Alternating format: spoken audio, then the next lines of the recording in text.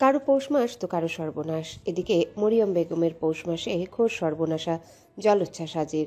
তিনি সোফায় বসে ফোঁসফোঁস করে মেয়ের দিকে তাকিয়ে থাকে তো স্বামী নামক লোকটার দিকে চায়। হাসান মাহমুদ চায়ের কাপ হাতে মেয়ের পাশে বসে আছে। সে স্ত্রীর রাগান্বিত মুখটা দেখে মিটমিট করে হাসে। মরিয়ম বেগমের রাগের মাত্রা বেড়ে যায় বৈকি। তিনি কটমট করে চাইলে হাসান মাহমুদের মিটমিটে হাসির বিস্তার হয়। শশী চশমার উপর দিয়ে মা ও বাবার চোখাচোখি দেখে চশমা ঠিক করে বলে, তোমাদের চোখাচোখি শেষ হলে আমার হিসেবটা ক্লিয়ার করো তো। এবার মরিয়ম বেগম ফুঁসে উঠল যেন। কিসের হিসাব? বাড়ির কর্তা হয়েছিস তুই যে তোর কাছে আমাকে হিসেব দিতে হবে?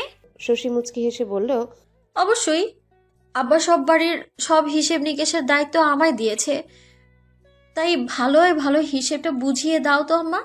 মরিয়ম বেগম রুষ্ট বদনে চায় স্বামীর পানে। হাসান মাহমুদকে বরাবরের মতো চুপ থাকতে দেখে তিনি গোমরা মুখে বলে, এখানে না বুঝার কি আছে? 20,000 দিয়েছিল সারা মাসের খরচাপাতির জন্য। 18,000 খরচ করেছি, 2,000 তোর হাতে দিলাম তো। মা, আমি ছোটখাটো সব হিসেব মিলিয়ে 15,000-এর বেশি খরচ দেখি না, তবু টেনে টুনে 16,000 ধরলাম। তুমি বলছো 18, 2,000-এর হিসাব দাও তো। মরিয়ম বেগম এগিয়ে এসে শশীর হাত থেকে হিসেবের খাতা টেনে নিয়ে খুঁটিয়ে খুঁটিয়ে দেখে। কোনো ভুল ত্রুটি দেখতে পান না। সবের হিসাব টুকে নিয়েছে ইত্রে পাকা মেয়েটা। তার মুখায়ব ছেড়ে দে মা, কেঁদে বাঁচি। শশী মায়ের দিকে তীক্ষ্ণ দৃষ্টি নিক্ষেপ করে বলে, হিসেবে কোনো গন্ডগোল আছে? শশীর হিসেবে ভুল নেই মা, বরং তোমার। কথা শেষ করে না শশী। মরিয়ম বেগমের মুখটা থমথমে। তিনি মেয়ের পানে চেয়ে জবাব দেন, কিছুদিন আগে শিরিনের ভাতিজির বার্থডে পার্টিতে গেলি, নূপুর জোড়া কি উড়ে উড়ে এসেছিল? সেটা আগে বলতে পারতাম মো, সাসপেন্স রাখার কি দরকার ছিল? শুধু শুধু সময় নষ্ট করলাম। বলে হিসেবের খাতায় টুকে নেয় সব। মরিয়ম বেগম স্বস্তি শ্বাস ছাড়ল। তবে এটা বোধহয় একজনের পছন্দ হলো না। হাসান মাহমুদ চা শেষ করে হাসতে হাসতে বলেন, ওই গিফটের জন্য তুমি আমার থেকে 500 টাকা নিয়েছিলে, ভুলে গেলে বিবিজান? মরিয়ম বেগম যেন শ্বাস নিতেও ভুলে যান। শশী চোখ বড় বড় করে মায়ের দিকে তাকিয়ে বলে, কি ধরিবাজ তুমি আম্মা, শাক দিয়ে মাছ ঢাকতে চাইছিলে? মরিয়ম বেগম কিছু বলেন না। ধূপধাপ পা ফেলে ঘরে যান। হাসান মাহমুদ আর চোখে স্ত্রীর প্রস্থান দেখে। একটু পরে মরিয়ম বেগম ফিরে আসেন। পার্স খুলে 2,000 টাকা বের করে শশীর হাতে ধরিয়ে দিয়ে বলে, হাত খরচের টাকা ফুরিয়ে গেলেই মা 100 টাকা দাও। মা, ওই ড্রেসটা পছন্দ হয়েছে, কিনে দাও। ছোটটার হিসেবের বাইরে এত এত আবদার, এসবের হিসেবও তুলে নিও গত মাস থেকে। শশী টাকাটা নেয় না। আগে 2,000 সহ 4,000 টাকা পুনরায় মায়ের হাতে ধরিয়ে দিয়ে বলে, আম্মা তুমি আমাদের, ওইটুকু হক আমাদেরও আছে। আর শোনো, গত মাসে আমার থেকে 3,000 টাকা ধার নিলে, ওটা কিন্তু এখনো পরিশোধ করা হয়নি। মরিয়ম বেগম অবাক হয়ে বলেন, কিসের ধার? তোর দরকার ছিল, আমার কাছে ছিল না বিধায় নিজের ব্যাংক থেকে টাকা বের করে নিলি। এখানে আমি কখন ধার নিলাম? আমি 1 টাকাও দিব না। শশী সংকেত বুঝতে পারে টাকা মা দেবে না, অথচ বলেছিল তোর কাছ থেকে খরচ কর, পরে দিয়ে দিব। আহারে, তার 1,000 টাকার 3টে কচকচে নোট। ভালোভাবে দেখতেও পায়নি। শশী হিসেবের খাতায় নতুন মাসে দাগ কাটে। হাসান মাহমুদ তার বেতনের সবটা মেয়ের হাতে দেয়। মেয়ে তার বড্ড হিসেবে, স্ত্রীর মতো হাড় কিপটে। তবে তার মতে মিতব্যয়ী, অহেতুক খরচে তার রাজ্যে। শশী টাকা গুনে বৈদ্যুতিক বিল, ওয়াইফাই বিল আলাদা রাখে। বাবার খরচের টাকা দেয়, সাংসারিক খরচের টাকা মায়ের হাতে দিয়ে বাকি টাকা নিজের কাছে রেখে দেয়। কালকে ব্যাংকের দ্বারগোড়ায় যেতে হবে। না, কাল সময় হবে না, পরশু যেতে হবে। মরিয়ম বেগম স্বামীর দিকে তাকিয়ে বলল, জলদি এটাকে বিদায়ের ব্যবস্থা করুন। এটা আমার সংসার, ও কেন নাক গলাবে? ওর সংসারে গিয়ে হিসেব করুক। শশী মায়ের কথায় হেসে ওঠে। বাবার বাহুতে মাথা রেখে বলে, যখন চলে যাব তখন বুঝবে শশী কতটা ছিল। মধ্যাহ্নের ছোঁয়ায় আলোকিত মদিনীপুর। শত কোলাহলের ভিড়েও যেন মধ্যাহ্নের বেলা। নিস্তব্ধতা বিরাজ করে। শতক্লান্তির ভিড়ে একটু অবকাশ।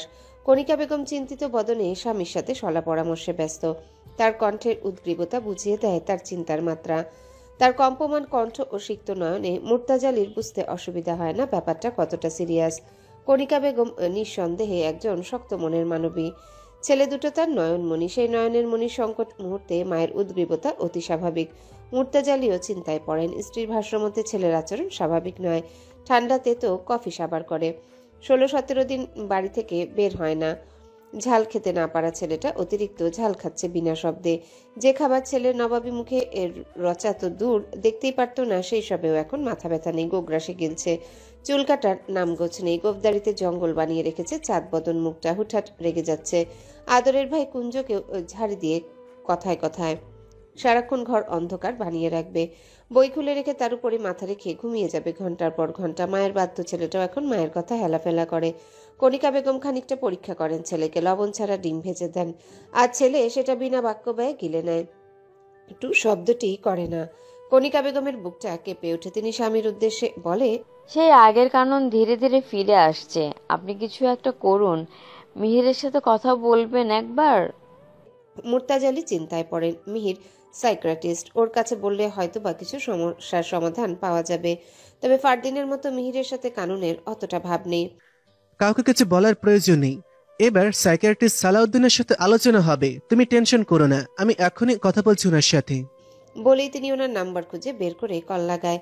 কণিকা বেগম একবার ছেলের ঘরে গিয়ে খোঁজ নিতে আসে। ব্যালকনিতে ঝুলন্ত দোলনায় পা এলিয়ে বই হাতে পড়ছে বিড়বিড় করে। তিনি ফিরে এসে স্বামীর পাশে বসেন। মুর্তাজালি ফোনে ডাক্তার সালাউদ্দিনের কথা বলেন। ভদ্রলোক তার স্কুল লাইফের বন্ধুর বাবা। তিনি ফোনটা রেখে স্ত্রীর উদ্দেশ্যে বলেন, চিন্তার কিছু নেই, সাল্লু ওর সাথে কথা বলবেন, এখন ফ্রি আছে ও।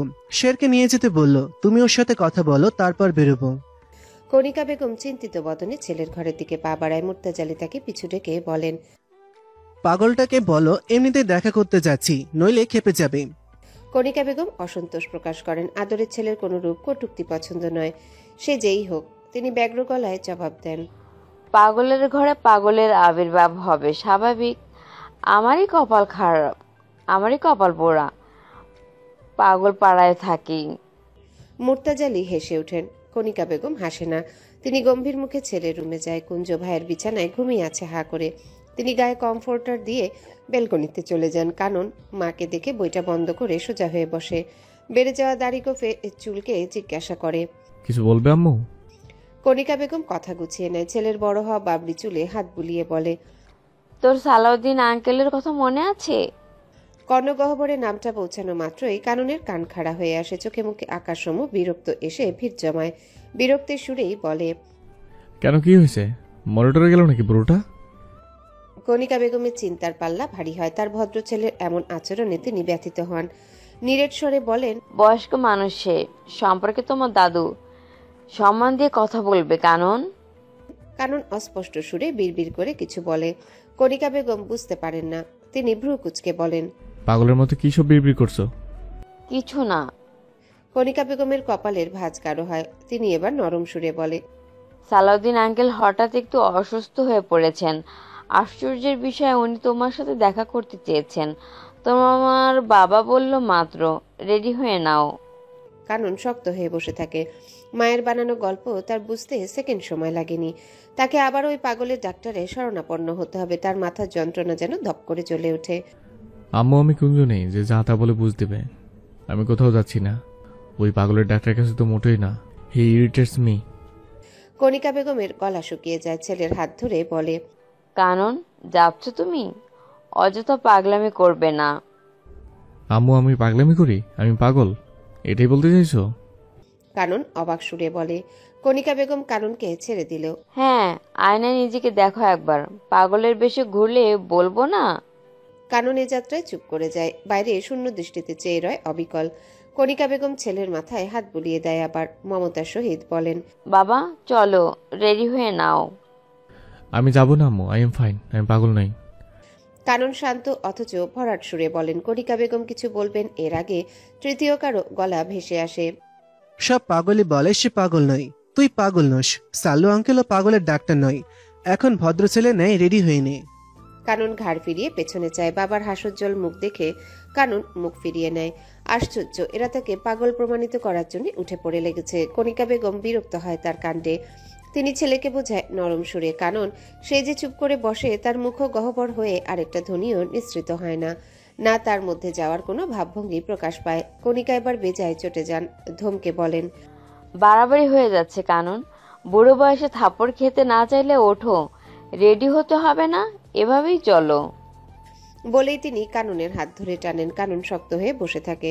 নড়ে না অবধি। কণিকা বেগম অবাক হয়ে ছেলের বিরক্তে ঠাসা বদনখানি দেখে, তারপর ঝটকায় হাত সরিয়ে হনহনিয়ে প্রস্থান করেন। কানন সেদিকে ফিরেও চায় না। মুর্তাজালি এতক্ষণ দরজায় হেলান দিয়ে দাঁড়িয়ে মা ছেলের কাণ্ড দেখছিলেন। কণিকা বেগম চলে গেলে তিনি ছেলের কাছে এগিয়ে আসেন, পিঠে জোরে একটা চাপড় মেরে বলে, আগুনে খিরেলে দিলি বাপ, এখন কতটা কাঠখড় পোড়াতে হয় দেখিস। নাটক কম করো আব্বু, আমি কোথাও যাচ্ছি না, ওই পাগল বুড়োর কাছে তো মোটেও না। স্বচ্ছ জলের ন্যায় পরিষ্কার জবাব কাননের। মুর্তাজালি হেসে ছেলের বাবরি চুল মুঠোয় পুরে টান দেয়।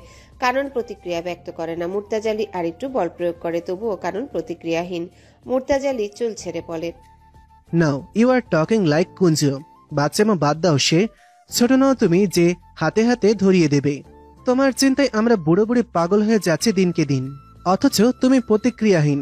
তুমি ভুলে যাও তোমার সঙ্গে আরেকটা প্রাণোচ্ছল মেয়ে জড়িয়ে আছে। B practical. সে এমন মেরুদণ্ডহীন হয়ে হীনমন্যতা জর্জরিত তুমি। লজ্জায় আমি কাউকে মুখ দেখানো জোর রাখবো না। শেষের দিকে তার কণ্ঠস্বর কেঁপে উঠল যেন। কানন তবুও নিরুত্তর, শূন্য দৃষ্টিতে আলোকিত অম্বর পানে চেয়ে। মুর্তাজালি কিছু পল দাঁড়িয়ে থেকে এই আশায় ছেলে কিছু বলবে, তার আশায় জল ঢেলে কানন চুপটি করে রয়। মুর্তাজালি আর দাঁড়ান না, আস্তে ধীরে পা বাড়ায়।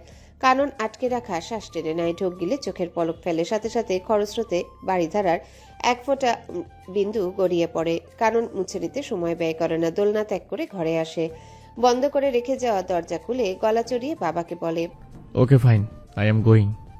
মুর্তাজালি পদযুগল থেমে যায়, যেন আশার আলো দেখতে পান। তিনি ছেলের দিকে ফিরে এগিয়ে আসেন। কানন গম্ভীর সুরে বলে, with one condition, I am going to doctor Salauddin in alone. একা যাব। মুর্তাজালি ভ্রু কুচকে যায়। কণিকা বেগম কিচেনে ছিলেন। ছেলের কথা এগিয়ে এসে থমথমে গলায় বলে, যেতে হবে না তোমার, তোমার লাইফ তুমি যেভাবে খুশি চালাতে পারো, গো অ্যাহেড। কানন মায়ের দিকে চায়। কণিকা বেগম গলেন না ছেলের চাহনিতে। তিনি আঁচল থেকে বাইকের চাবি খুলে ছুঁড়ে ফেলে ফ্লোরে। ঝনঝনিয়ে শব্দ হয়। কানন মাকে ডাকে, কণিকা বেগম শোনেন না। হন্তদন্ত পায়ে চলে যান রুমে। মুর্তাজালিও কানন ঢোক গিলে প্রস্থান দেখে। এরই মাঝে কাননের বা পাশ থেকে কেউ চোখ ডলতে ডলতে বলে, কি হয়েছে? মুর্তাজালি ছোট ছেলের পানে তাকায়, কিছু মাথা আশায় বড় ছেলের দিকে ফিরে বলে, আমি বা তোমার আম্মু যাব না, তবে কুঞ্জকে সাথে নিয়ে যাও। আসলে পাগলদের তো ভরসা নেই, তাই না? ভুলে যদি হাসান ভাইদের বাড়ি চলে যাও। থাক, তুমি বরং কুঞ্জকে নিয়ে যাও সাথে। কানন বাবার দিকে চায় হতাশ দৃষ্টিতে। মুর্তাজালি নজর লুকিয়ে হাসেন অল্প। কানন কুঞ্জকে ঘর থেকে বের করে দিয়ে খানিক উঁচু গলায় বলে, অসম্ভব, চলতি ফিরতি সিসি ক্যামেরাটা আমি মোটেই সঙ্গে নিচ্ছি না, আর আমি পাগল নেই আব্বু। কুঞ্জ ঘুমে ঢুলু ঢুলু চোখে বাবা ও ভাইকে দেখে কানন ধরম করে দরজা বন্ধ করে দেয়। কুঞ্জ ভয়ে বাবাকে জড়িয়ে ধরে বলে, আব্বু, ভাই কি পাগল হয়ে গেছে? আমাকে কামড় দেবে? তার প্রশ্নের জবাব ভেতর থেকে আসে। তুই পাগল, তোর 14 গোষ্ঠী পাগল। কুঞ্জ ভীত চোখে বাবার দিকে চায়। মুর্তাজালি হেসে ছেলেকে নিয়ে ঘরের দিকে হাঁটা দেয়। বাড়ির আসল বাঘিনী রেগে আছে, তাকে মানানো যাক। কানন পরনে টি শার্ট পাল্টে শার্ট গায়ে চড়ায়, তার উপর ডেনিম জ্যাকেট। চুলদারিতে চিরুনি, আয়নায় নিজেকে দেখে নাক মুখ কুচকে নেয়। জ্যাকেট খুলে ওয়াশরুমে গিয়ে মুখটা ভালো করে ধুয়ে ম্যান ফেস ওয়াশ লাগায়। ফ্রেশ হয়ে আয়নায় আবার নিজেকে দেখে। ভ্রু কুচকে লোশনের বোতলটা তুলে একটু লোশন হাতে মুখে লাগিয়ে পুনরায় চুলে চিরুনি চালায়। দামি রোলেক্স হাতঘড়ি বেঁধে নেয় কবজিতে। কালো সানগ্লাস চোখে, সুপায়ে জ্যাকেট পরে আর সময় ব্যয় করে না। দরজা খুলে ফ্লোরে পড়ে থাকা বাইকের চাবি নিয়ে বেরিয়ে আসে। গ্যারেজ থেকে বাইক বের করে স্টার্ট দেয়। গতিতে বাইক টেনে পৌঁছে যায় নিজ গন্তব্যে। ভার্সিটির ভেতর গিয়ে জুওলজি ডিপার্টমেন্টের সামনে বাইক স্ট্যান্ড করে আশেপাশে চায়। ব্যাকুলতায় ঠাসা নেত্রযুগল খুঁজে বেড়ায় আপনজন, কিন্তু দেখা মেলে না। সে ডিপার্টমেন্টে প্রবেশ করে, প্রত্যেকটা রুমে গোপন তল্লাশি চালায়। কাঙ্ক্ষিত ব্যক্তিকে খুঁজে পায় না। দুই একজনকে জিজ্ঞাসাবাদ করবে, জড়তার কারণে সেটাও পারে না। তার চোখে মুখে মলিনতা এসে ভিড় জমায়। উচ্ছ্বসিত মনটা নেতিয়ে পড়ে। চোখে ঘুমের আবির্ভাব ঘটে। মাথাটায় যেন ঝিঝি পোকার দল ঝগড়া চালাচ্ছে।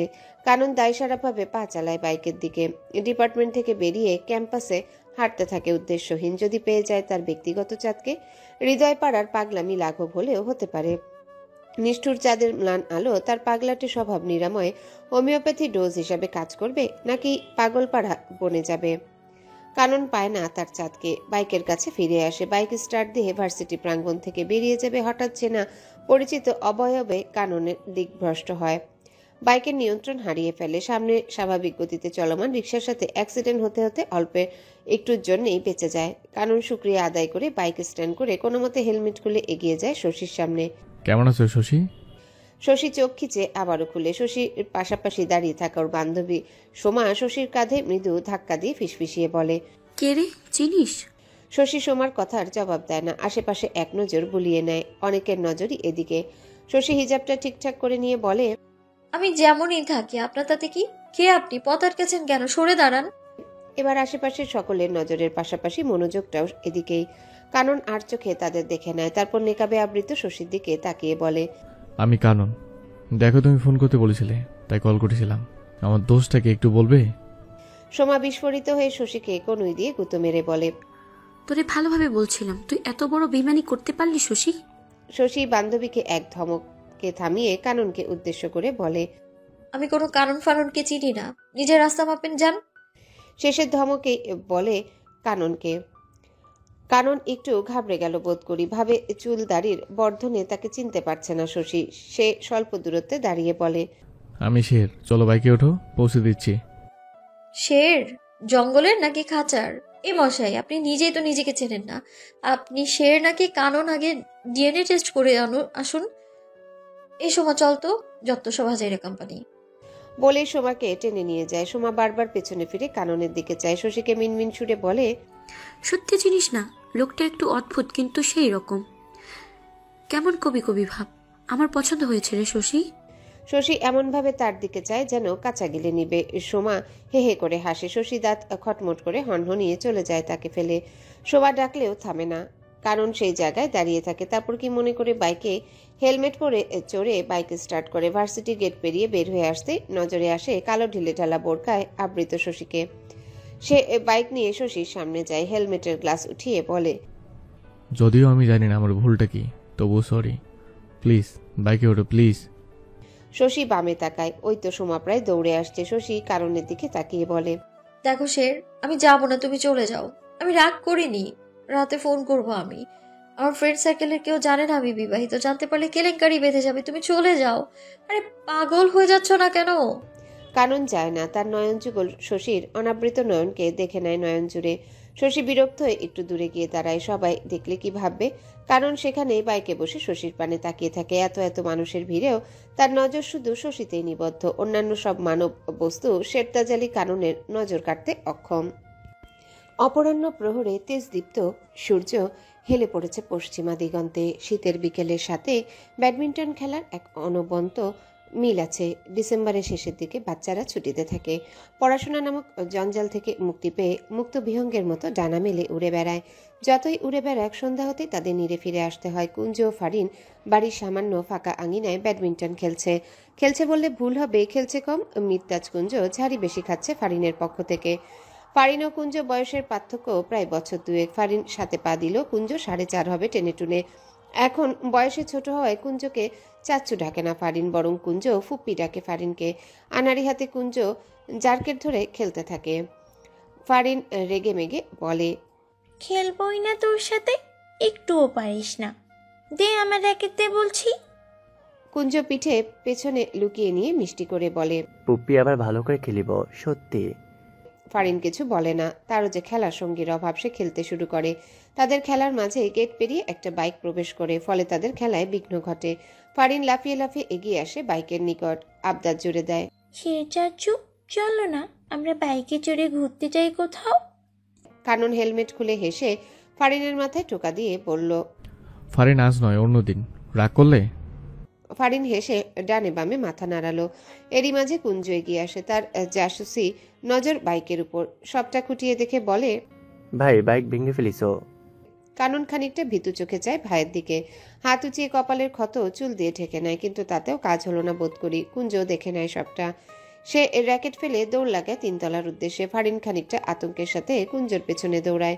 কানন বাইক রেখে নিজেও পা চালায়। খোঁড়াতে খোঁড়াতে 3 তলায় ওঠার চেষ্টা করে। শশীর ভার্সিটি থেকে ফিরতি পথে ছোট্ট একটা দুর্ঘটনার কবলে পড়েছিল। চলন্ত বাইকের সামনে একটা কুকুরের বাচ্চা এসেছিল। হঠাৎ ব্রেক কষাতে ব্যালেন্স রাখতে না পেরে উল্টে পড়েছিল। কপালে একটু লেগেছে, কোনোই ছিলেছে একটু, বাম পায়ে একটু জোরালো চোট লেগেছে। সিঁড়ি বেয়ে ওঠার সময় ফুপ্পি মমতাজের সাথে দেখা হয়। তিনি উদ্বিগ্ন প্রকাশ করে তাকে ধরে নিয়ে 3 তলায় যায়। দরজা খোলা থাকায় ভেতরে প্রবেশে অসুবিধা হয় না। ভেতরে আসতেই মমতাময়ী মায়ের তোপের সম্মুখীন হয় কানন। সে তোপ খুবই ঠান্ডা ও শীতল। তিনি কাননের কাছ থেকে শুধু বাইকে চাবি নিয়ে নেয়, আর টু শব্দ অবধি করে না। বই হাতে সোফায় বসে নিজ পড়ায় মনোনিবেশ করে। কানন ফুপ্পির কাঁধে ভর দিয়ে মাথা চুলকায়। মা এখনো রেগে আছে? মমতাজ বেগম কণিকা বেগমের নির্দয়তা জাহিরি করতে করতে কাননকে সোফায় বসিয়ে দেয়। ততক্ষণে কুঞ্জ তার বাবাকে টেনে এনেছে। মাকে বলে সুবিধা পায়নি বিধায় বাবাকে ডেকে আনা। মুর্তাজালি এসে ছেলের প্যান্ট ফোল্ড করে পায়ে হাত ছুঁয়ে দেয়। গাধার বাচ্চা, দেখে বাইক চালাতে পারিস না? শুধু পায়ে লেগেছে, কিভাবে আগাম ঘটালি? গাধা, বলিস না কেন? কণিকা বেগম চশমার উপর দিয়ে চায়। কানন স্বাভাবিকভাবে বসে থাকে, উত্তর দেয় না। মুর্তাজালি বকতে থাকেন আপন মনে। ছেলের গায়ে জ্যাকেট খুলে হাতের ক্ষত দেখে কটমট করে চায়, কি অবস্থা করেছ? হাত ছিলে রক্ত বেরিয়ে এসেছে, অথচ এই ছেলে নির্বিকার, যেন ওর কিছুই অনুভূত হচ্ছে না। তিনি কাপা কাপা হাতে ছেলের হাতে ড্রেসিং করিয়ে দেয়। কপালে অল্প ক্ষতে ওষুধ লাগিয়ে পায়ে বরফ লাগায়। কারণ চুপটি করে বসে, মাঝে মাঝে মায়ের দিকে তাকায় শুধু। কণিকা বেগম ভুলেও তাকায় না। কাননের বুকটা হুহু করে ওঠে। মমতাজ বেগম লক্ষ্য করেন কাননের গা ঝাড়া দিয়ে উঠছে। শীত লাগছে কি? লাগা স্বাভাবিক, একে তো শীতের মৌসুম, তার উপর বরফ ঘষা। সে ছোট ভাইকে উদ্দেশ্য করে বলল, মুর্তাজ, বরফ দিস না আর, ছেলেটা কাঁপছে। মুর্তাজালি ছেলের দিকে তাকান। কই কাঁপছে? দিব্যি বসে আছে গাধাটা। তিনি বরফ দেন না, আর পা দুটা মুছিয়ে দিয়ে ছেলের পাশে বসেন। ছেলেকে পুনরায় শুধায় কিভাবে কি হলো। কানন জবাব দেয় না, শুধু আর চোখে মায়ের দিকে চায়। মুর্তাজালির বুঝতে অসুবিধা হয় না, মায়ের বাচ্চা কিচ্ছু বলবে না যতক্ষণ তার মমতা বই মা শুধায়। আর তিনি এটাও জানে তার ঘাটতেরা বউ শুধাবেন না। তিনি বিরক্ত হয়ে উঠে চলে যান। মমতাজ বেগম ভাতিজার মাথায় হাত বুলিয়ে সাবধান গীত শুনিয়ে চলে যান। ফারিন তার সঙ্গী। কুঞ্জ দরজা বন্ধ করে এসে ভাইয়ের পাশে বসে। ভাইয়ের আঘাত দেখে তার ছোট্ট মনটা কেঁদে ওঠে। হাতের জখম ছুঁয়ে কাঁদো কাঁদো গলায় বলে, ব্যথা লাগিছে। এতক্ষণ ব্যথা অনুভূত না হলেও কুঞ্জের ছোঁয়ায় শারীরিক ব্যথা নাকি মানসিক ব্যথা মাথাচাড়া দিয়ে ওঠে। কানন ভয়ঙ্কর চোখে যায়। কুঞ্জের গালে সপাটে চর মেরে চিল্লিয়ে ওঠে, ব্যথা দিয়ে বলিস ব্যথা লেগেছে কিনা? আমাকে সবাই কুত্তে ভাবিস, তাই না? কুঞ্জ ভয়ে কেঁপে কেঁপে উঠে, কান্নাটাও যেন ভুলে যায়। তারপর দৌড়ে ড্রয়িং রুম থেকে প্রস্থান নেয়, যেন কুকুর ধাওয়া করেছে। কানন বিড়বিড় করে বকে তাকে। ঘাড় ঘুরিয়ে সামনে চাইতে তার গালেও সপাটে চর পড়ে। কানন গালে হাত রেখে অস্পষ্ট স্বরে আম্মু বলে ডেকে ওঠে। কণিকা বেগম বরফ শীতল স্বরে বলে, কুত্তা না তুমি, বদ্ধ উন্মাদ। আমাদের না জেলে শান্তি পাও না। কোথায় গিয়েছিলে? কানন মাথা নিচু করে নেয়। মাকে সে কোন মুখে বলবে? একমাত্র বইয়ের সাথে দেখা করতে গিয়েছিল। কাননের নিশ্চুপতায় কণিকা বেগম যেন আরো রেগে যান। খানিকটা উঁচু গলায় বলে, বলছিস না কেন? ডাক্তারের কাছে তো যাসনি, নেশা করতে গিয়েছিলে? কানন শান্ত চোখে মায়ের দিকে তাকালো। তার চোখের ভাসমান দিঘিতে টলমল করা সে জল জননীর চোখে ধরা পড়ে কি? কানন ছোট্ট করে জবাব দেয়। কণিকা বেগম শান্ত হতে বাধ্য। তিনি কাঠপুতলার রূপ স্থির হয়ে যান। কানন স্বাভাবিকভাবে উঠে দাঁড়ালো। খুঁড়িয়ে খুঁড়িয়ে ডাইনিং টেবিলের সামনে দাঁড়ায়। পানি ভর্তি জগ তুলে নিজ মাথায় ঢালে। তারপর ভেজা শরীর নিয়ে নিজ ঘরের দিকে চলে যায়। কণিকা বেগম ভ্রু কুচকে চায় তার দিকে। স্বল্প দূরে কুঞ্জকে কোলে নিয়ে দণ্ডায়মান মুর্তাজালি বিস্ফোরিত পানে চেয়ে। কানন চোখের সীমানা পেরিয়ে গেলে তিনি স্ত্রীর পানে ফেরেন। অবাক সুরে বলেন, গাধাটা বোধহয় পাগল হয়ে গেল। অন্ধকারে নিমজ্জিত শহর কৃত্রিমালয় আলোকিত। রাত খুব একটা গভীরে ডুব দেয়নি। ঘড়ির কাঁটা 8টার ঘরে। কণিকা বেগম রান্নার কাজ শেষ করে স্বস্তির শ্বাস ছাড়েন। বাড়ির রান্না আর টুকটাক কাজ তিনিই করেন এখন। সপ্তাহের 2 দিন একটা মেয়ে এসে ঘর বাড়ি পোছা দেয় সহ টুকটাক কাজ করে দিয়ে যায়। তিনি এখন পাক্কা গৃহিণী বনে গেছেন। এই তো বছর কয়েক আগে তিনিও ব্যস্ত মানবী ছিলেন। চাকরি, ঘর সংসার, বাচ্চা সব মিলিয়ে ভালোই চলছিল দিনকাল। তখনই এক দুর্ঘটনার সূত্রপাত ঘটে। কারণ তখন এসএসসি পরীক্ষার্থী ছিল, একদম বাধ্য ছেলে। শিক্ষক, গার্ডিয়ান সকলের পছন্দের ছেলে। কোনো বাজে রেকর্ড নেই, নম্র, ভদ্র, সুশীল, তবে চুপচাপ স্বভাবের। অনেকটাই ইন্ট্রোভার্ট। সব পরীক্ষায় সবসময় ফার্স্ট হতো। ওর অন্য সকল ক্লাসমেটদের গার্ডিয়ানরা কাননকে দেখে ওদের বকতো, কাননের মতো হতে বলতো। এ কারণে ক্লাসে অনেকেরই চক্ষুশূল ছিল। কাননের সাথে বন্ধু বেশে থাকলেও হিংসে জ্বলে পুড়ে রাগ হতো। সেই হিংসার বীজ অঙ্গারে পরিণত হয়। সেদিন স্কুলে বিদায়ী অনুষ্ঠান হচ্ছিল। অনুষ্ঠান শেষে সবাই চলে যায়। প্ল্যান মোতাবেক ব্যাচের সব ছেলেরা last day of school celebration করার জন্য থেকে যায়। কাননও উপস্থিত ছিল তাদের সাথে। রাত 8টা পর্যন্ত থাকার অনুমতি দিয়েছিল প্রধান শিক্ষক। তো তাদের সেলিব্রেশন শেষ হলে যে যার বাড়ি ফেরে, কিন্তু কানন ফেরে না। এদিকে মুর্তাজা আলী আর সে দিশেহারা পাগল, প্রায় একমাত্র আদরের ছেলে তাদের। এভাবে নিরুদ্দেশ হলে ঠিক থাকা যায়? ছেলে পাওয়া যায় না। পুলিশে খবর দেওয়া হয় তৎক্ষণাৎ। স্কুল কাননের বন্ধু, ক্লাসমেট সবাইকে ঝালাপালা করেও খোঁজ পাওয়া যায় না। সিসিটিভি সুবিধা না থাকায় ব্যাপারটা আরো জটিল হয়। বন্ধুরাও কিছু বলতে পারে না, শুধু বলে তাদের সাথেই তো ছিল, ওয়াশরুমে গিয়ে আর ফেরেনি। অনেক খুঁজেও মেলেনি তাকে। পরের দিন সন্ধ্যাবেলায় কানন একাই বাড়ি ফিরে আসে। শক্ত গোছের কণিকা বেগম ছেলেকে দেখে আর নিজেকে ধরে রাখতে পারে না। ছেলেকে জড়িয়ে হাউমাউ কান্না জুড়ে দেয়। তার কান্নায় সেদিন পুরো পরিবেশ নিস্তেজ হয়ে পড়েছিল।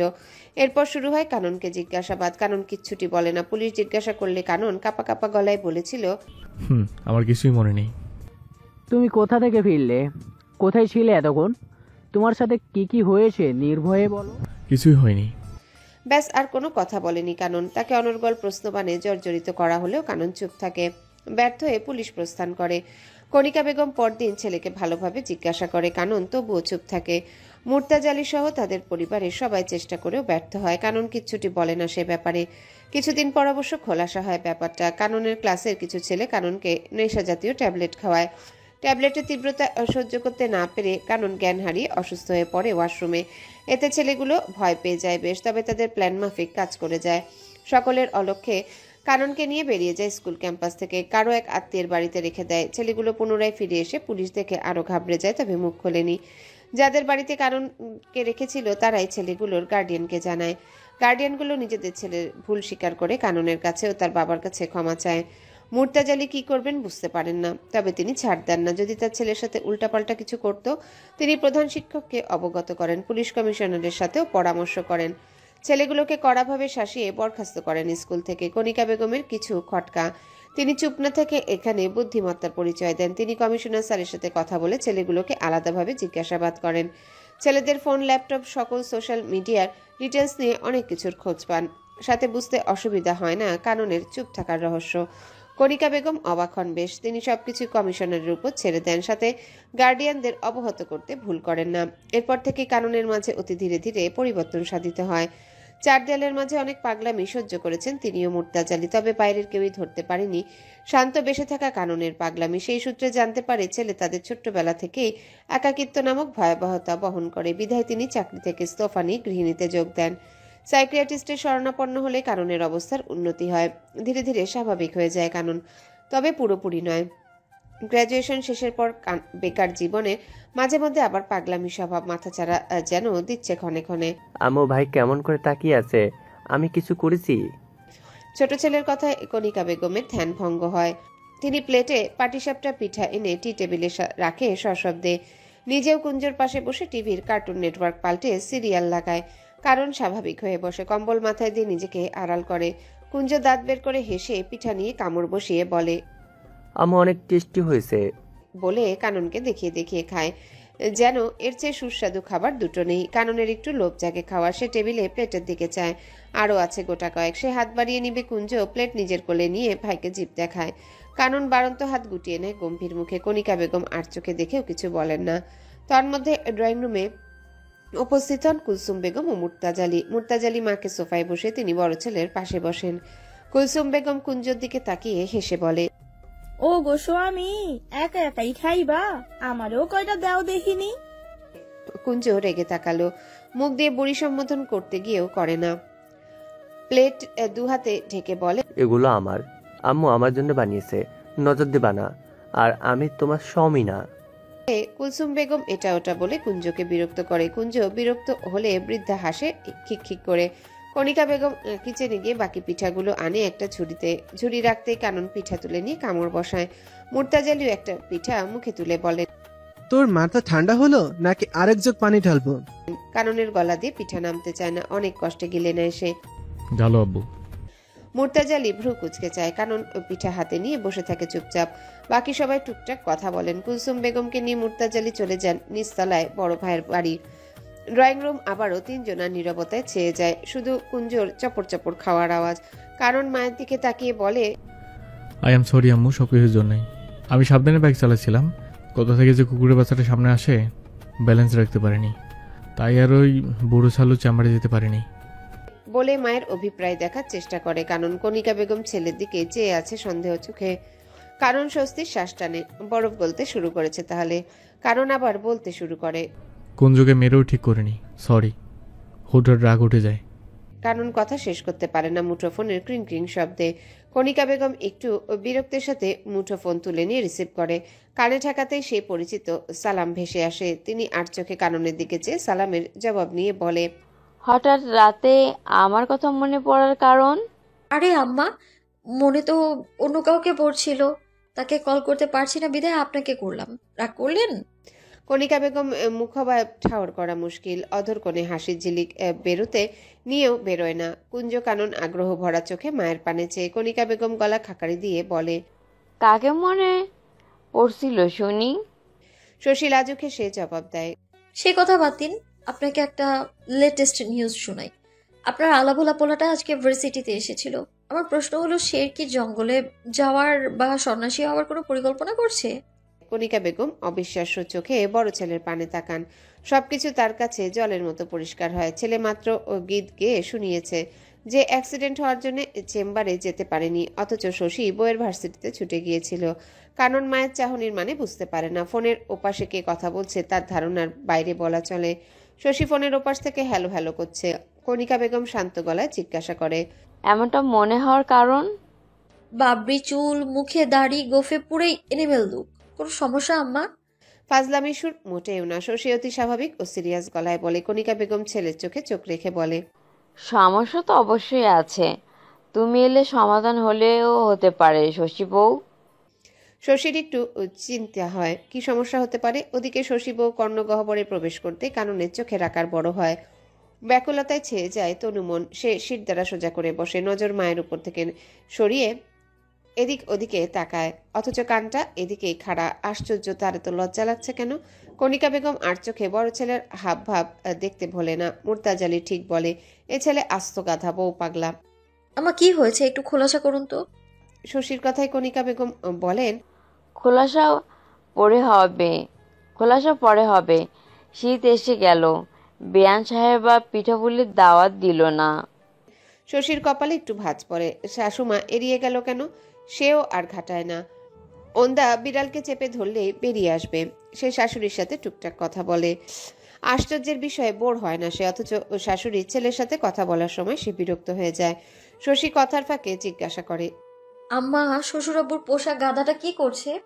বলেই জিভে কামড় বসায় শশী।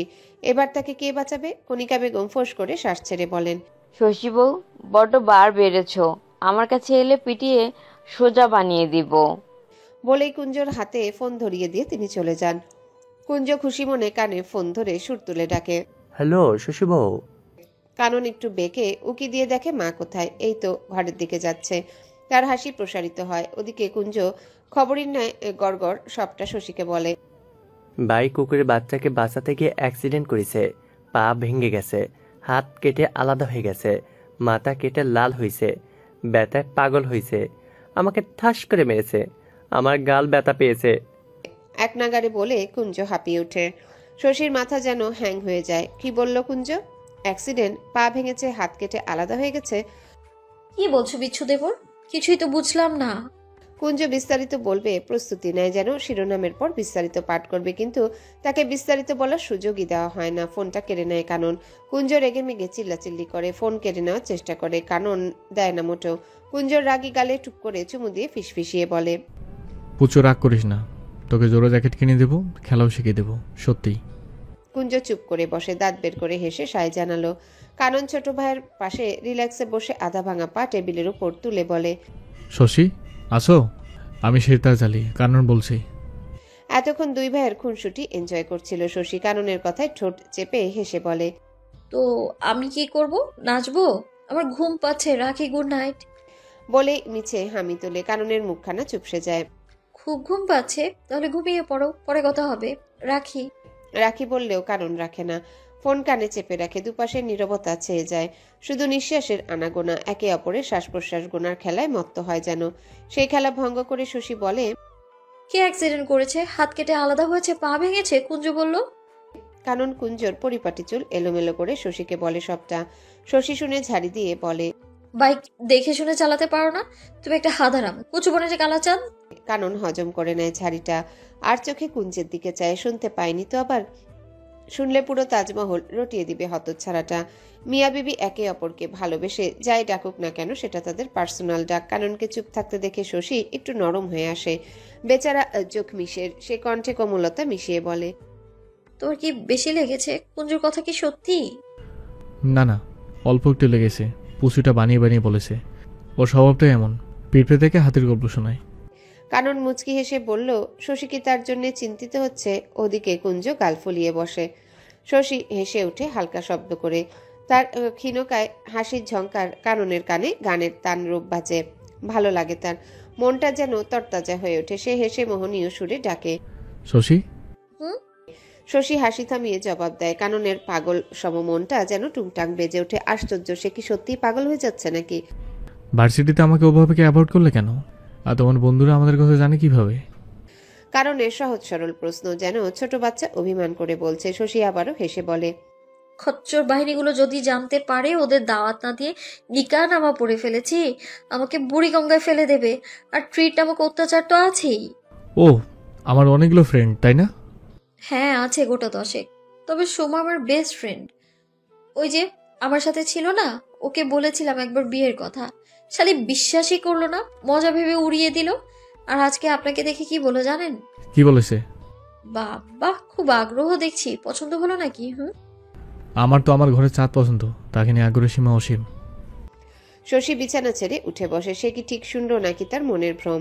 সে বিছানা ছেড়ে ব্যালকনিতে চলে যায়। অন্ধকার রাতে দুটি ছড়িয়ে দেওয়া তার মিত্রকে দেখে মিটমিট হাসে। গ্রিলে মাথা ঠেকিয়ে ফিসফিসিয়ে বলে, সে খুব আগ্রহ না ঘরের চাঁদকে নিয়ে? তাই তো নিকানামা পরে ইঁদুরে গর্তে লুকিয়েছিল। কানন মাথা চুলকায়, আবার লাজুক হেসে অভিযোগ নাকচ করে উল্টো অভিযোগ দায়ের করে বলে, তোমার বাবাই তো 140 ধারা জারি করেছে, দেখাশোনা কথাবার্তা সব বন্ধ। তোমার পড়াশোনার ক্ষতি হলে মেয়ে পাঠাবে না। শশী জানে এ কথা, তবে কাননের বলার ভঙ্গিতে হেসে ওঠে। কানন আবারও ঘোরের মাঝে ডুব দেয়। চারিদিকে এত আনন্দ মিছিল গাইছে কেন? মন খারাপই বাষ্পীভূত হয়ে উড়ে যাচ্ছে কেন? খেয়াল হারা কানন যেন আশেপাশে সব ভুলে বসে। স্বল্প দূরত্বে দাঁড়িয়ে কণিকা বেগম, মুখখানা স্বাভাবিক। ছেলের হাসি মাখা মুখটা দেখে তার বুকটা হালকা হয়। বুঝতে অসুবিধা হয় না, তার পাগল ছেলে শশীতে হারায়, তিনি মলিন হাসে। তার আদরের ছেলে যে মায়ের নেওটা, মাকে চোখে হারায়, কিছু হলেই মামা করবে, একদণ্ড আড়াল হয়ে চিল্লিয়ে গলা ফাড়বে। সে অফিসে গেলে ছেলে প্রায় ঘন্টা অন্তর অন্তর ফোন করে বলতো, মা এটা কোথায়, ওটা পাচ্ছি না খুঁজে, কখন আসবে? মায়ের পছন্দ তো তারও পছন্দ, মোদ্দা কথা মাকে ছাড়া তার চলে না। সবাই যাকে মাম্মাস বয় বলে পেরেশান করে, সেই ছেলের জীবনে আরেক নারীর আগমন ঘটেছে। সে এখন অন্য একটা মেয়েকে চোখে হারায়, তার জন্যে পাগলামি করে। কণিকা বেগম বিরক্ত হন নিজ ভাবনায়। অন্য নারীটা ছেলের বউ, ভালোবাসবে, পাগলামি করবে, স্বাভাবিক। কণিকা বেগমের আরেক পাগল মন আনচান করে, তার ছেলের জীবনে সে ব্যতীত অন্য কারো আধিপত্য চলবে? ছেলে এখনই বউ বলতে পাগল প্রায়। বউয়ের আগমন ঘটলে তো তাকে কি ভুলেই বসবে? কণিকা বেগম ছেলে মানুষী ভাবনাকে পেছনে ফেলে দিল। হঠাৎ কলিং বেল বেজে উঠল। তিনি বুকে হাত গুজিয়ে দেখেন ছেলের কাণ্ড। কলিং বেলের আওয়াজ কানে ঢুকছে না, এতটা ডুবে গেছে। ছোটটাও হা করে ভাইয়ের কথা গিলছে। সদ্বোধ হারিয়ে তিনি গিয়ে দরজা খুলে দেন। মুর্তাজা আলী ভেতরে প্রবেশ করেন। মাকে বড় ভাইয়ের বাড়িতে রেখে এসেছে। তিনি স্ত্রীর পানে চেয়ে বলে, সাল্লু আঙ্কেল ফোন করেছিল, কাল সকালে পাগলটাকে বেঁধে নিয়ে যেতে বলেছি। ঘুম থেকে ওঠার আগে বেঁধে ফেলে ওকে, বুঝলে? কণিকা বেগম বিরক্তের সাথে তাকান। মুর্তাজা আলী হেসে ড্রয়িং রুমের দিকে এগিয়ে যান। ছেলেকে দিন দুনিয়া ভুলে ফোনে হেসে কথা বলতে দেখে তিনি অবাক সুরে বলেন, এই না দেখে গেলাম দেবদাস শুয়ে অমাবস্যার মতন মুখ করে বসে আছো। অমাবস্যা চাঁদের দেখা মিলেছে। হুশ জ্ঞান ভুলে এখন তার ঘরের চাঁদে মেতেছেন শের সাহেব। গলা উঁচিয়ে কাননকে শুনিয়ে শুনিয়ে বলে কণিকা বেগম। একটু আগের ছেলের কথোপকথন কানে এসেছিল, তাই একটু খোঁচা দিল। মুর্তাজা আলী বুঝতে পেরে ঠোঁট চেপে হাসেন। যাক, গাধাটার মনটা ভালো হয়েছে। কতদিন পর হাসলো ছেলেটা। বেখেয়ালি কানন খেয়াল ফেরে যেন। মায়ের কথায় ফোনটা পড়তে পড়তে বেঁচে যায়, থতমত খেয়ে যায়, কি বলবে বুঝতে পারে না। বাবাকে হাসতে দেখে লজ্জা পায়। ফোনটা কুঞ্জের কানে ধরিয়ে দিয়ে তড়িঘড়ি খোঁড়াতে খোঁড়াতে চলে যায় ঘরে। পুরো ড্রয়িং রুম যেন কেঁপে উঠল মুর্তাজা আলীর হাহা শব্দে। কণিকা বেগম মুখ লুকিয়ে হাসেন। ওদিকে ফোনের ওপাশে শশী হাসির শব্দে বলে ওঠে, সে কে হাসছে? কথা বলছো না কেন? ওই ওন্দা বিড়াল। কুঞ্জ হিহি করে হাসে। শশী বউ ভাইকে ওন্দা বিড়াল বলছে। সে সোফায় গড়াগড়ি খেয়ে বলে, ও শশী বউ, আমি কুঞ্জু বলছি গো। ওন্ডা বিড়াল চলে গেল তো। ওন্ডা বিড়াল ভাই। বলেই গলা উঁচিয়ে কাননকে ডাকে। মুর্তাজালি কুঞ্জোর হাত থেকে ফোন নিয়ে বলে, ভালো নাম দিয়েছে তো, আমার পছন্দ হয়েছে। আমি তো গাধা পাগল হাবিজাবি বলে ডাকি, আজ থেকে এটাও ট্রাই করব। শ্বশুরের গলা শুনে শশীর পিলে চমকে উঠে জিভে কামড় দিয়ে মনে মনে নিজেকে 101টা ভদ্র গালি দিয়ে শ্বশুরকে সালাম দিয়ে বলে, আব্বু ভালো আছেন? আলহামদুলিল্লাহ ভালো। তুমি কেমন আছো? তোমার আব্বু আম্মু ছোট কেমন আছে? আলহামদুলিল্লাহ সবাই ভালো আছেন।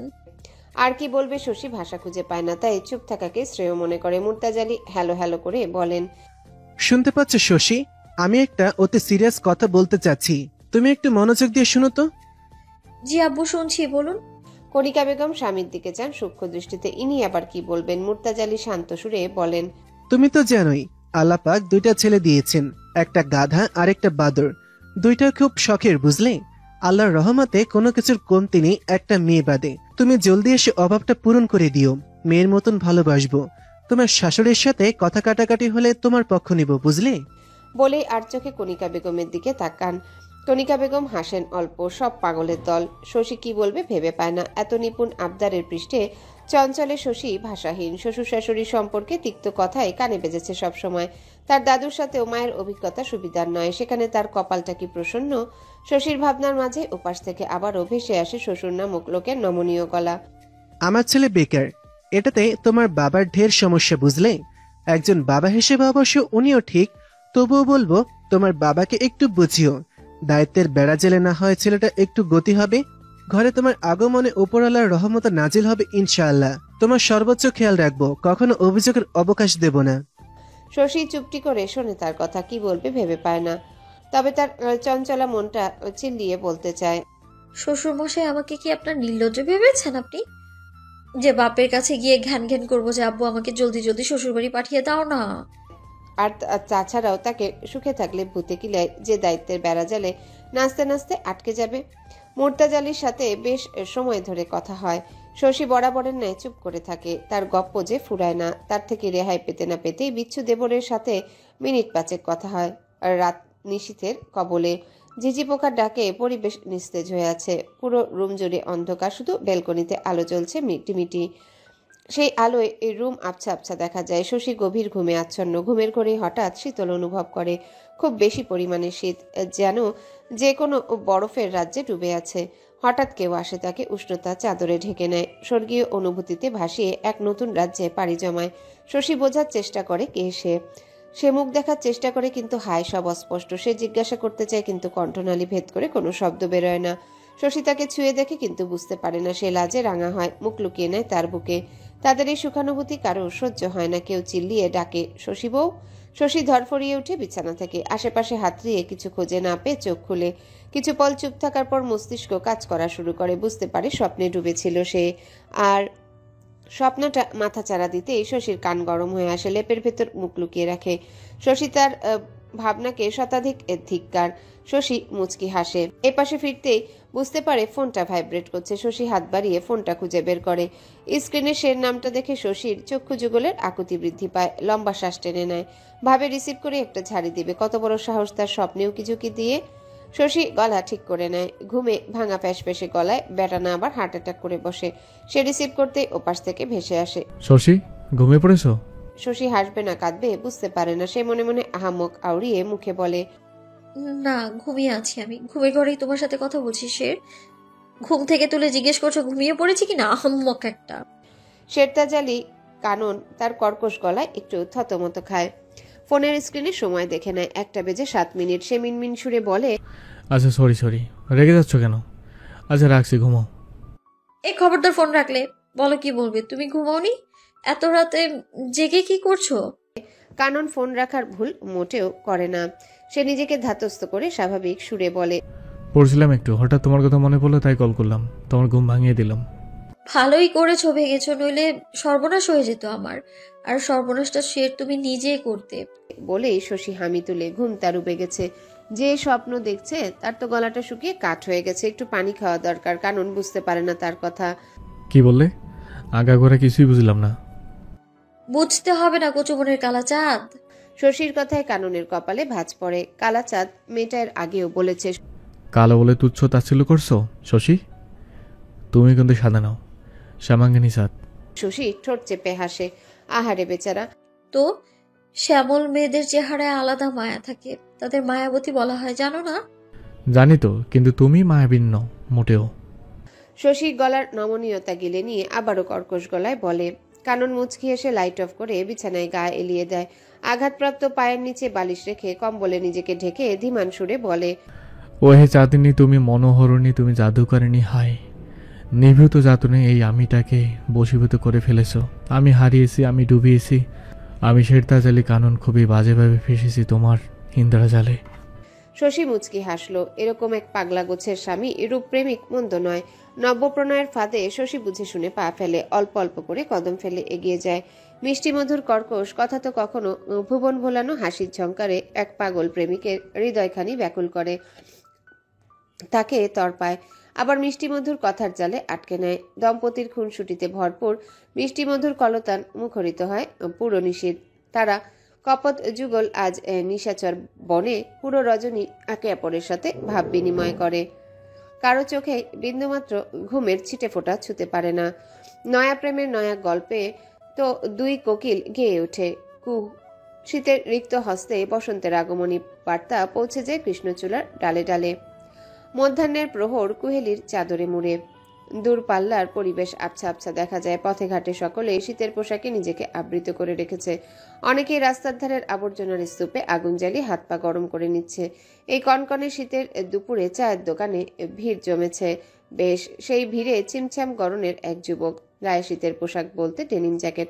আশেপাশে সকলেই শীত থেকে বাঁচতে মাফলার টুপি চাদরে আবৃত থেকেও শীতে কনকন করে কাঁপছে। অথচ ছেলেটা দিব্যি আছে, যদিও নাক চোখ লাল হয়ে আছে, কিন্তু তাতে তার ভাবান্তর নেই। সে দোকানি থেকে চা নিয়ে একটু দূরত্বে দাঁড়িয়ে চায়ের স্বাদ নিতে থাকে। দৃষ্টি তার রাস্তার বিপরীত পাশে ডাচ বাংলা ব্যাংকের গেটের উপর নিবদ্ধ, অপেক্ষায় কাঙ্ক্ষিত রমণীর। তাকে দেখার জন্য তৃষ্ণার্ত চোখ জুড়ে প্রবল জলোচ্ছ্বাস। পারে না সব গল্প ছিঁড়ে দৌড়ে চলেও যেত যদি সে জানতো রমণীর অবস্থান। তাকে তো এখানেই আসতে বলা হয়েছে, তাই তো অপেক্ষা। তবে এই মিষ্টি মধুর অপেক্ষা বেশ উপভোগ করছে শেরতাজালি কানন। ভাবতেই মৃদু হাসলো সে। চা শেষ হতেই ওয়ান টাইম কাপটা বিনে ছুঁড়ে ফেলে।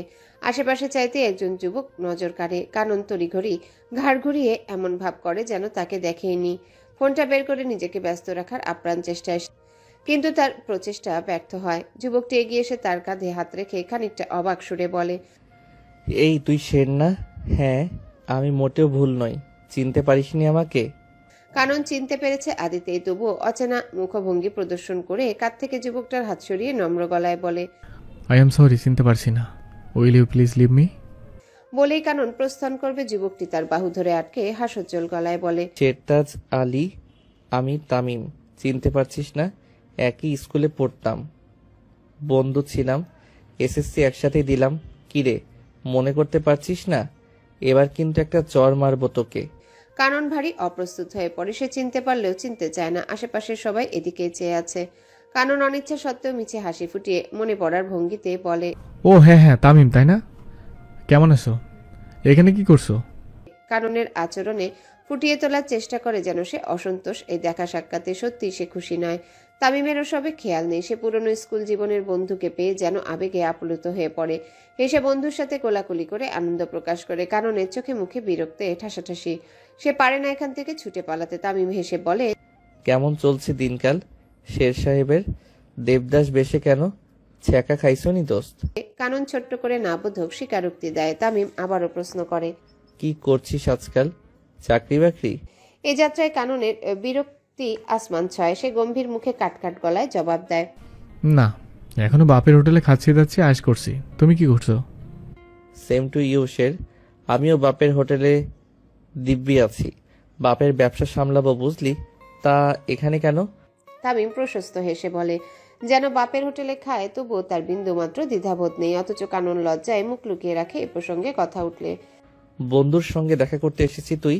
শের আলগোছে শশীর ব্যাপারটা লুকিয়ে যায়। তামিম এবার বুঝি খানিক লজ্জা পেল। সে ফিসফিসিয়ে বলল, তোর ভাবি, আই মিন আমার গার্লফ্রেন্ডের সাথে দেখা করতে এসেছি।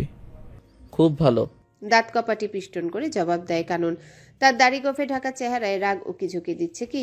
তামিমের অতশত ভাবান্তর নেই। সে গার্লফ্রেন্ডের গুণগান গেয়ে শোনাচ্ছে কাননকে। কানন চুপচাপ শুনে যায় শুধু।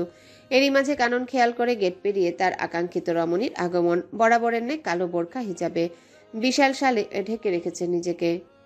তার শুষ্ক খড়খড় অধর জুড়ে মিষ্টি হাসি ফুটে ওঠে। তবে পাশে তামিমকে দেখে হাসি লুকিয়ে রাখলো, যেন শশী আশেপাশে তাকিয়ে রাস্তা পার হয়।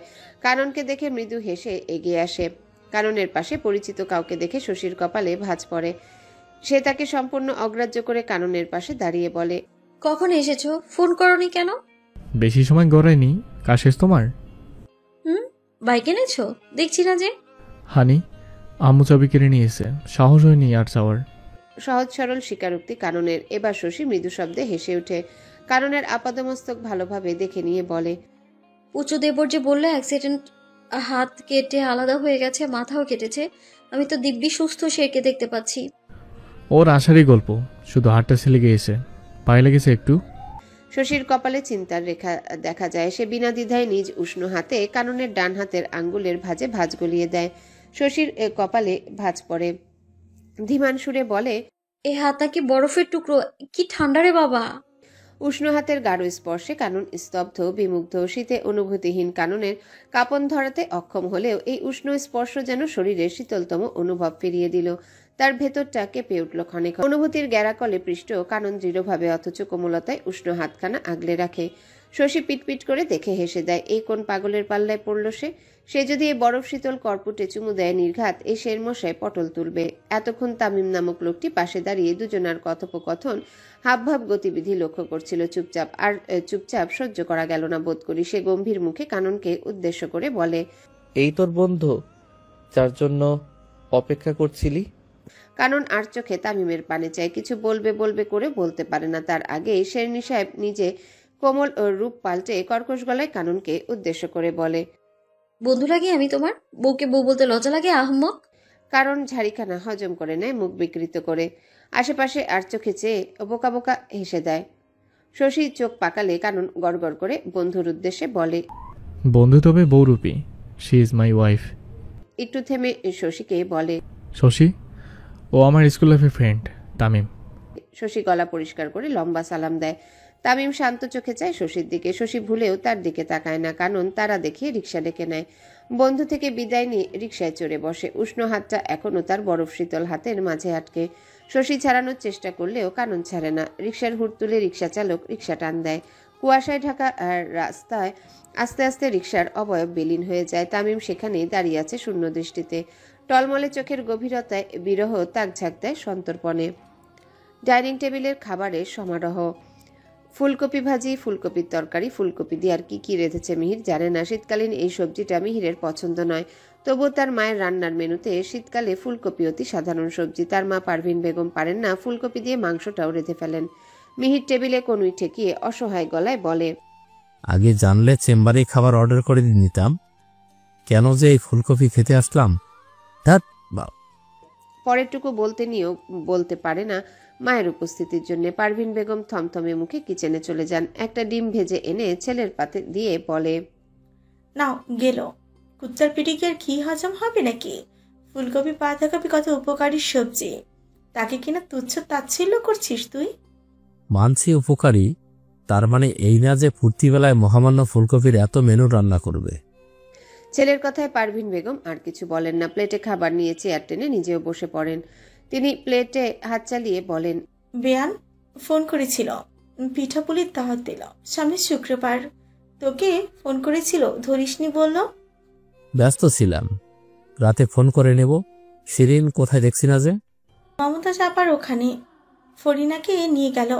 এলো বলে। ওহ, আরেকটা কথা, এবার শিরিনদের বাড়িতে গিয়ে শশীকে তুলে আনার পাকা কথা সেরে আসবো, বুঝলি? মিহির খাওয়া থামিয়ে ভ্রু কুচকে চায় মায়ের দিকে। তোমরা বললে আর শিরিনের বাবা মানলো, তাই না?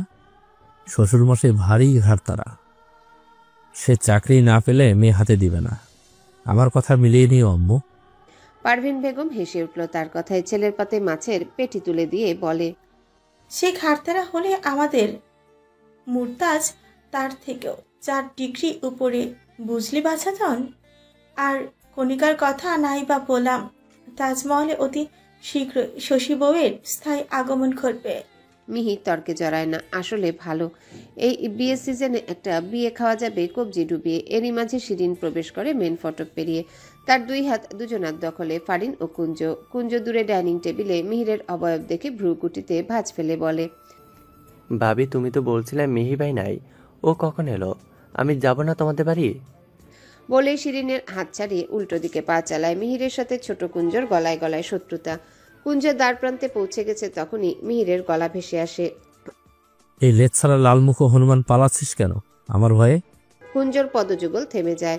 লাল কালো মিশেলের হুডির পকেটে হাত গুজে খানিকটা ভাব নিয়ে পেছনে ফিরে এক পা দুপা করে এগিয়ে আসে। মুখ মুচড়ে বকে তার প্যাঁচা মুখ মিহি ভাইকে এগিয়ে গিয়ে নিরাপত্তার জন্য চাচির পাশে দাঁড়িয়ে বলে, রাতকানা প্যাঁচামুখো মিহি ভাই, আমি মোটো পালিয়ে যাচ্ছিলাম না, বুঝলা? তাই না? তাহলে এদিকে আয় তো, তোকে একটু আদর করব। হাই লক্ষ্মী ভাই। কুঞ্জ চোখ বড় বড় করে চায়। হঠাৎ ঝড়ের গতিতে দৌড় লাগালো মেন ফটকের দিকে। গলা চড়িয়ে বলতে থাকে, আদরের কথা বলে মারিবে তাই না? রাতকানা প্যাঁচামুখো মিহি খচ্চর কথাকার। আমি আম্মুকে বলে দেব তুমি গালে মেরেছো, পিঠে মেরেছো, কান মুলে দিয়েছো, ইয়া বড় ধমক দিয়েছো। আম্মু! আর শোনা যায় না তার কথা। চোখের অগোচরে চলে গেছে ছোট্ট কুঞ্জ। পারভিন বেগম হেসে দেয়, সাথে শিরিনও। মিহির হাসে না, গমগমে সুরে বলে, ও সত্যি সত্যি বলে দেবে এসব, আর ছোট চাচি সবটাই বিশ্বাস করে নেবে। পারভিন হাসি থামিয়ে ভ্রু কুচকে বলে, কুঞ্জ ছেলে মানুষ দেখে কণিকাও ছেলে মানুষই বিশ্বাস করবে, ও কিছুই মনে করবে না। তুমি ভুল জানো মা, ছোট চাচি সবটা বিশ্বাসও করবে, আবার মনে মনে বিদ্বেষ পুষে রাখবে। আমার মনে হয় কি জানো, ছোট চাচি আমাকে খুব একটা পছন্দ করেন না। সে আর আমি সমবয়সী, আমার ক্যারিয়ার আল্লাহর রহমতে ভালো, ওদিকে তার ছেলে এখনো বেকার, তাই একটু একটু হিংসে করে, বেশি না একটু। কিন্তু ফারদিন ভাইকে অবশ্য বেশ ভালোই বাসে, শুধু আমার সাথে মনে হয় তার মশলা। এক নাগারে বলেই শেষ করে মিহির। পারভিন বেগমের চোখে মুখে চিন্তার রেখা। সত্যি কথাগুলো। শিরিন এত সময় চুপ থাকলেও এবার মুখ খোলে। ফারিনকে সোফায় বসিয়ে মিহিরকে উদ্দেশ্য করে বলে, ছোট মুখে বড় কথা মনে হবে, তবুও বলছি ছোট চাচি ওরকম মোটেই না। তিনি খুবই বিচক্ষণ আর তীক্ষ্ণ বুদ্ধিবৃত্তিক, সাথে আমার দেখা একজন চমৎকার সুন্দর মনের মানুষ। আমি তাকে কখনো হিংসা বিদ্বেষ পোষণ করতে দেখিনি। আমাকে উনি যথেষ্ট স্নেহ করেন, ভুল করলে শাসন করেন, আবার স্নেহের সাথে বুঝিয়েও দেন। উনি অনেকটা নারকেলের মতন, ওপরে শক্ত ভেতরে মোলায়েম। মিহির সরাসরি তার পানে তাকায়। শিরিন হেসে চোখে আশ্বাস দেয়। পারভিন বেগমের চিন্তিত বদনখানি শিথিল হয়। ছোট বউ ঠিক বলেছে। কণিকাকে সেও চেনে সেই শুরু থেকে। শক্ত মনের আর স্পষ্টভাষী, তবে মনে প্যাচকোচ নেই। কুহেলির চাদরে মুড়ে থাকা সড়কে গন্তব্যহীন চলমান এক রিকশা। রিকশায় যাত্রী হিসেবে আহরণে এক কপতি। দুজনাই নিশ্চুপ। শশী নামক এক চঞ্চলা পাখি চুপচাপ বসে সেখানে আড়ষ্টতায় মোড়ানো। কানন কি করবে ভেবে পায় না। ফোন আলাপে সে অনেক কথাই বলেছে গত রাতভর, অথচ সামনে যেন কথা বলার ভাষা হারিয়ে ফেলেছে। কি বলবে ভেবে পায় না। আসার আগেও তো অনেক কিছুই ভেবে এসেছে, এটা ওটা বলবে, অথচ শেরনি দেখে কুপকাত। কানন হৃদ শব্দকোষে উকিঝুঁকি দিয়ে ভাব বিনিময়ের পন্থা খুঁজে হয়রান হয়। না পেয়ে চুপ থাকাকে শ্রেয় মনে করে। শশী চুপচাপ অন্যদিকে ফিরে, চশমার আড়ালে আর চোখে শের সাহেবের গতিবিধি তার নখদর্পণে কেমন করে চেয়ে আছে, যেন চোখ দিয়ে গিলে খাচ্ছে। এভাবে কে তাকায় ভাই? পলকও ফেলছে না, আহাম্মকের মতো তাকিয়ে আছে। এভাবে তাকিয়ে থাকলে অস্বস্তি হবে না? লজ্জা লাগবে না তার? শশী ঠোঁট কামড়ে হাসি আটকে কাননের দিকে ফিরে। কানন নজর সরায় না। শশী চাপা স্বরে ধমক দিয়ে বলে, এভাবে আহাম্মকের মতো তাকিয়ে আছো কেন? আমার মাথায় কি সিংহ জিয়েছে? কানন মৃদু হেসে না বোধক মাথা নাড়ল। শশীর হাসি পায়। এ ছেলে এমন পাগল গোছের কেন? সে রাগও দেখাতে পারছে না। এভাবে মুগ্ধতার চাহনি দেখে রেগে থাকা যায়? সে চাদরে লুকিয়ে রাখা হাত বের করে কাননের হাতে চিমটি কেটে বলে, চোখ সরাও শের, কোথায় ডুবে আছো? শেরতাজালি কানন চমৎকার হাসে। লাল নাকটা হাতের তালুতে ডলে বলে, তোমাতে ডুবে আছি জাদুকরণী শশী। শশীর গাল ভারী হয়। চলমান রিকশায় আগত সমসম কনকনে শীতের বাতাসের মাঝে উষ্ণতা ছড়িয়ে পড়ে তনু মনে। নজর লুকিয়ে মুচকি হাসলো। নেকাবের আড়ালে তার মিষ্টি হাসি শেরতাজের চোখে পড়ে না। সে শুধু পলক্ষীন তাকিয়ে থাকে। শশী অন্যদিকে ফিরেই বলে, এভাবে কে তাকায়? পরপুরুষ তো তাকাচ্ছে না শশী। শশী শক্ত কিছু বলতে নিয়েও বলে না। কি বলবে? এত ধুরন্ধর, তার কথা তাকেই ফিরিয়ে দিল। কাননের ইচ্ছে হয় শশীর কাঁধে হাত রাখতে, কিন্তু সে খেপে না যায়, সেই ভয়ে রাখে না। সে দু হাতের তালু ক্রমাগত ঘর্ষণ করে বলে, খুব শীত পড়তেছে তাই না? রিক্সা থেকে নামি কোথাও, বেশ ঠান্ডা বাতাস লাগছে। তোমার ঠান্ডা লেগে যাবে তো। শশী কথা বলে না, কানন তার কাঁধে মৃদু ধাক্কা দিয়ে বলে, এই শশী, কথা বলছো না কেন? কি হয়েছে? আমি কি কিছু করেছি বলো? শশী মিছে বিরক্তির ভান করে কাননের দিকে ফিরে। কানন আস্তে ধাক্কা দিলেও সে দুহাতে জোরে তার বাহুতে ধাক্কা দিয়ে বলে, ধাক্কাচ্ছ কেন শের? আর তুমি কিছু করনি? বন্ধুকে বউয়ের পরিচয় দিতে তোমার কিসের কুণ্ঠাবোধ হলো? কানন জিভে কামড় বসিয়ে হাসে, মাথা চুলকিয়ে মিনমিনে সুরে বলে, যদি বলতাম বউর জন্য এসেছি তাহলে তোমার সাথে পরিচয় হতে চাইতো, তাই বন্ধু বলে কেটে পড়তে চাইছিলাম, কিন্তু তার আগেই তুমি চলে এলে। সত্যি বলছি গো। শশী আর হাসি ধরে রাখতে পারে না, হালকা উচ্চ শব্দে শরীর দুলিয়ে খিলখিলিয়ে হেসে দেয় যেন এক চঞ্চলা কিশোরী। কাননও হেসে দেয় শব্দহীন। শশী হাসির মাত্রা কমিয়ে এনে এক হাতে কাননের বাহু জড়িয়ে কাঁধে মাথা রেখে বলে, তুমি একটা পাগল শের। কানন কিছু বলে না, তার প্রেমিক মনটা প্রেমিকাকে অনুভব করে ক্ষণে ক্ষণে। শশীও কিছু বলে না। আপন আলোয় চলতে থাকে তাদের গন্তব্যহীন রিক্সা। রাস্তার পাশে এক হাওয়াই মিঠাইওয়ালাকে দেখতে পেয়ে কানন বলে, শশী, হাওয়াই মিঠাই খাবে? শশী মাথা তুলে সোজা হয়ে কাননের বাহু ছেড়ে, ওটা খাওয়ার জিনিস? যত সব বাঁচামো, মুখে দিলেই তো হাওয়া, শুধু টাকা নষ্ট। এর থেকে 30 টাকায় বাদাম কিনে আরামসে খাওয়া যাবে। কাননের হাসি বিস্তার হয়। এত কিপটে রমণী।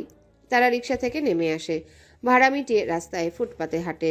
লোক সমাগম কম, নিত্যদিনের ন্যায় আজকের শহর ব্যস্ত নয়, মানুষজনের ভিড়ও কম, তবে খুব বেশি নয়। কনকনে শীতকে উপেক্ষা করে অনেকে জীবিকা নির্বাহের জন্য বেরিয়েছেন। শীতকে দোহাই দিয়ে তাদের কাজ না করলে যে মুখে হাত যাবে না। কারণ শশী পাশ ঘেঁষে হাঁটছে। কানন একটু উসখুস করে উষ্ণ হাতটার মিষ্টি পরশে তার বরফ শীতল হাতটাকে গরম করতে, কিন্তু হাতটাই খুঁজে পাচ্ছে না। মেয়েটা চাদরের আড়ালে লুকিয়ে রেখেছে। কারণকে বাচ্চাদের ন্যায় ছটফট করতে দেখে শশী ভ্রু কুচকে জিজ্ঞাসা করে, হ্যালো বন্ধুরা, পরবর্তী পার্ট খুব তাড়াতাড়ি আসবে, তো সবাই অপেক্ষায় থাকো। আর চ্যানেলটি যারা এখনো সাবস্ক্রাইব করনি তারা পরবর্তী পার্ট দেখার জন্য চ্যানেলটি সাবস্ক্রাইব করে রেখো। ধন্যবাদ সবাইকে, আমাদের সাথেই থেকো।